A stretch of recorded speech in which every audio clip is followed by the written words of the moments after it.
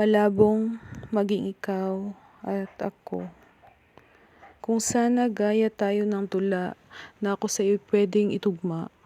Kung kaya kong isulat ang ating tadhana, sa tayo magtatapos ang huling pahina. Gusto ko sanang maging bida sa kwento na tayong dalawa hanggang huling yugto. Ngunit paano mangyayari ang lahat ng ito kung ako lang mag-isa ang may gusto? Masyadong imposible ang aking mga nais. Ang masaktan ay tunay na labis.